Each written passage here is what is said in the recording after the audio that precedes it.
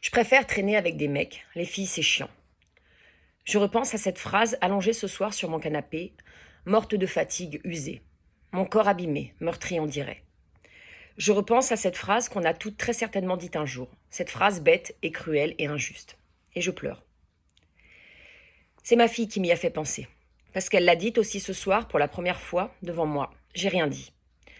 Sûrement qu'elle l'avait déjà prononcée avant, peut-être que je n'y avais pas prêté attention, je ne sais pas. Je n'ai pas relevé. Parfois, il y a des violences qu'il vaut mieux laisser couler, des combats qu'on est fatigué de mener.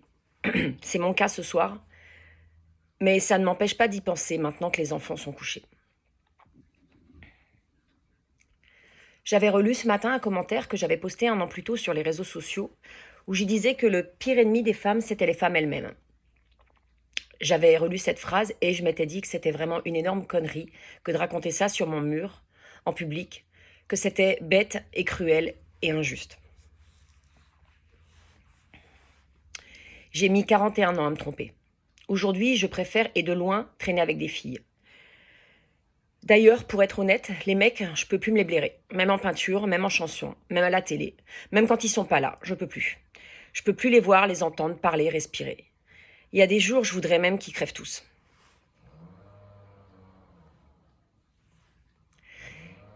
Les filles, c'est pas chiant, pas du tout. C'est juste que pendant 41 ans, le patriarcat a super bien fait son taf. Dans ma tête en tout cas. À fond même. C'est juste que je trouvais que ça avait l'air tellement cool d'être un mec, de se serrer la pogne plutôt que de se taper la bise, de s'appeler par son nom plutôt que son prénom. Nous, nos noms, ce sont ceux de nos pères. C'est un truc qui ne nous appartient même pas, notre identité. C'est du ressort du mal, le nom. Ça avait l'air tellement cool d'être comme eux, quand c'était si compliqué d'être nous. Ils se marraient toujours, les mecs. Ils étaient en bande, ils se fendaient la poire, ils faisaient de la bécane, des roues arrière. Ils portaient des casquettes, des baskets. Ils se prenaient pas la tête. Si quelqu'un les faisait chier, ils se bagarraient. Ils portaient des vêtements décontractés. Ils s'emmerdaient pas. Ils déprimaient pas assis tout seuls comme des cons sur des bancs pendant les récrés. Quand un mec traînait avec des filles, automatiquement il se faisait traiter de pédé. Il y en avait 2 dans mon collège. Le premier l'était, le second s'est suicidé.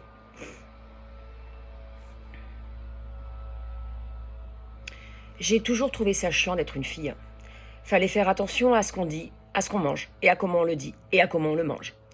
Fallait faire attention à ce qu'on porte, pas trop large pour pas faire clocharde, pas trop serré pour pas faire putain, pas trop blanc, au cas où les Anglaises, c'est comme ça qu'on les appelait à l'époque, débarquent. Je me souviens des serviettes hygiéniques dans le fond de ma culotte, quand on avait sport, les serviettes pas hygiéniques, qui se décollaient à cause de la sueur et qui remontaient jusque dans mon dos. Maman voulait pas que je mette de tampons au cas où ça me fasse perdre ma virginité. Je me souviens que quand je courais, j'avais honte de mes seins, qui s'agitaient comme 2 gros fruits pourris, et je tirais sur mon maillot pour que personne voie le tableau. Je me souviens que je nouais des trucs autour de ma taille pour pas qu'on voie mon cul, que je trouvais trop gros. Je me souviens des garçons qui faisaient claquer les élastiques de nos soutiens-gorge en cours, et je me souviens qu'il fallait rien dire pour pas se faire punir. Je trouvais que c'était chiant d'être une fille, contraignant, quand moi j'aurais voulu être un petit con, me marrer, et me foutre de tout et de tout le monde, faire de la bécane et des roues arrière, porter des casquettes et puis des baskets. Après, au lycée, c'était pas franchement mieux, mais à la limite, c'était pas pire. Mon corps avait fini sa croissance, on pouvait commencer à faire connaissance, avec mes seins, avec mes hanches, que je trouvais toujours trop larges, trop encombrants. J'ai commencé à avoir des sauts d'humeur, à cause des hormones, à sombrer dans de grosses dépressions, à vouloir en crever. Même que j'ai essayé, même que j'ai pas réussi. Alors j'ai mis ça dans un coin de ma tête et puis j'ai continué d'avancer. Je voyais bien que quelque chose clochait. J'aimais toujours pas être une fille. J'aimais encore moins mon corps. Même mes odeurs me dérangeaient. Je me demandais si dans le fond, j'étais pas un garçon. J'ai commencé à couper mes cheveux très courts pour donner l'illusion.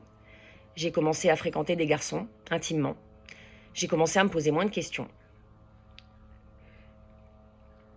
J'ai perdu ma virginité sur un sac poubelle parce que le type m'avait dit que si je couchais pas, c'est que je l'aimais pas.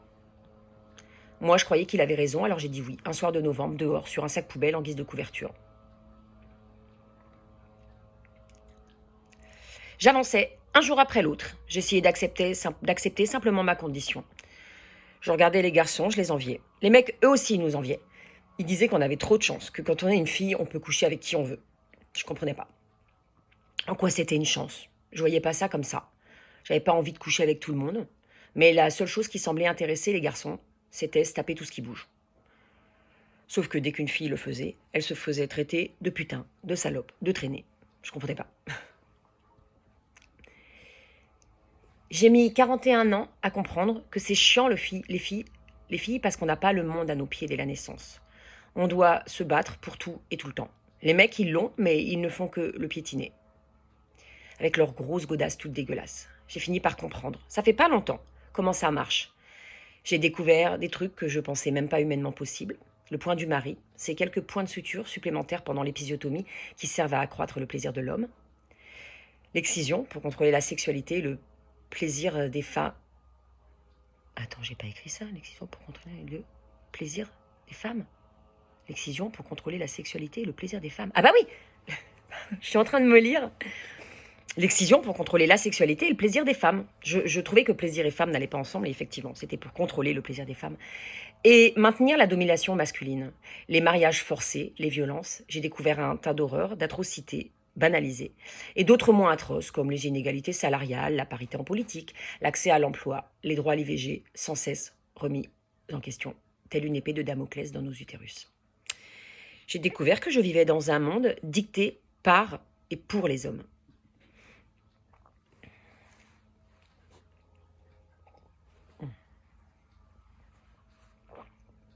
Follow me.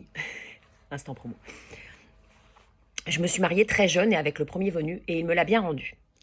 Un jour, je ne m'y attendais pas, il m'a dit que c'était fini. On avait un petit et on en attendait un tout nouveau, tout beau. Il a trouvé des excuses, tout aussi irrecevables les unes que les autres. Comme quoi j'étais un frein à sa carrière, comme quoi j'étais pas autonome, comme quoi je sais plus quoi, tellement ça tenait pas debout. Mais il voulait pas quitter le domicile conjugal parce que l'avocate avait dit que dans ce cas, il devrait me payer la moitié du loyer et me verser une pension compensatoire. Alors il est resté. Et moi, je continuais à lui faire à bouffer, à laver ses slips, à repasser ses chemises. Je continuais à faire tout ça en attendant sagement la date du jugement de divorce et celle de mon IVG. Sans broncher, pour pas que mon petit haut vivant s'inquiète. Un matin, j'ai profité qu'il se douche pour fouiller dans son téléphone.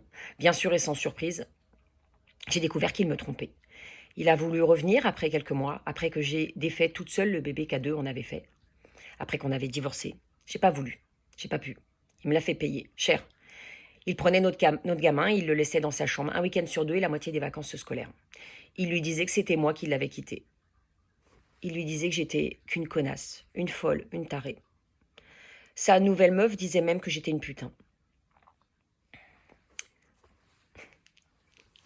Il payait la pension alimentaire, il disait que ça suffisait. Il disait que c'était ça, être père. Et moi, je bronchais pas. Je disais rien parce que j'avais peur qu'il fasse encore plus de mal à mon bambin. J'ai refait ma vie, enfin je l'ai continuée, comme j'ai pu, avec ce que j'étais, avec ce que j'avais enduré, avec ce que j'avais compris du monde dans lequel je vivais désormais. Je me suis remariée, j'ai même refait des enfants, dont un par accident. On a décidé de le garder, mais j'avais pas compris que comme c'était dans mon corps qu'il se logeait, c'était seul que j'allais devoir m'en occuper. Il a fallu que je m'engueule avec mon nouveau bonhomme pour qu'il m'accompagne à ma césarienne programmée, parce que j'étais terrorisée, mais que lui, il avait du boulot, que ça ne l'arrangeait pas trop la date que le gynéco avait fixée. J'ai voulu allaiter, mais ça aussi, il me l'a reproché. Que si le petit faisait pas ses nuits, c'est parce que j'avais du jus de vaisselle dans les nibards. Que si le petit faisait pas ses nuits, c'est parce que je l'avais trop habitué à mes bras, à mon amour. Alors j'ai arrêté d'allaiter. J'ai perdu mon boulot, j'ai pris un congé parental. Je me suis soudain retrouvée dans un état de grande précarité. Moi qui avais toujours bossé, depuis mes 18 ans jusqu'à mes 40 ans. J'ai vécu pendant 2 ans avec 938 € et 4 centimes par mois, quand j'en gagnais le double en travaillant. Je me suis tout tapé à la baraque, tout, sous couvert que j'étais là pour ça, sous couvert que je gagnais 938 € et 4 centimes pour rester à la maison. J'ai pleuré chaque jour, depuis le début de la grossesse jusqu'à aujourd'hui. Plus maintenant. Le petit a 2 ans et je pleure encore. 3 ans et plus, quelques mois. Chaque jour. Je suis sous antidépresseurs et anxiolytiques. Ouais, toujours sous antidépresseurs. Ça fait 1 an maintenant et je crois, plus, et je crois que ce sera pour toujours. Non, on arrête. Avec mon médecin, on a vu ça, on arrête quand je reviens d'Irlande. Je vous raconte ma vie en lisant. Je sais même plus comment ni pourquoi je tiens. Je sais même plus rien, à part que maintenant, je suis au chômage, je gagne 1175 euros par mois, sans compter les allocations familiales qui s'élèvent à 539 euros et 25 centimes. Mais ça va pas durer aussi longtemps que les impôts. J'ai 680 jours de reliquat chez Pôle emploi. Bah là, du coup, vachement moins. Après ça, je sais pas comment je vais faire et je préfère pas y penser.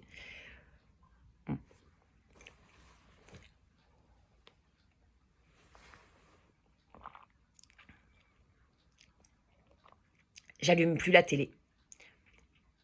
Je suis fatiguée d'entendre les monstres. Je suis fatiguée d'entendre qu'on peut plus rien dire, que c'était mieux avant, qu'on pouvait nous foutre sur la gueule sans craindre un procès. Je traîne plus dans les magasins. Je vais plus dans les librairies. Je peux plus voir vos tronches sur les couvertures.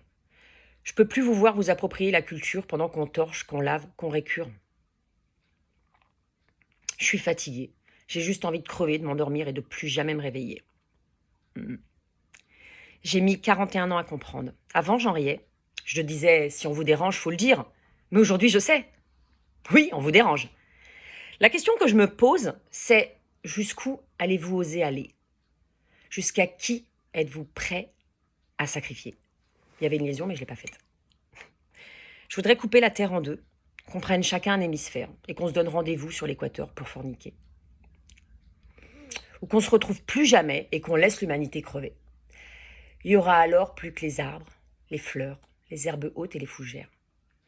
Il y aura alors plus que les animaux dedans l'eau et dessus la terre, et dans les airs aussi, et le bruit des brames, sans la mort dans l'âme.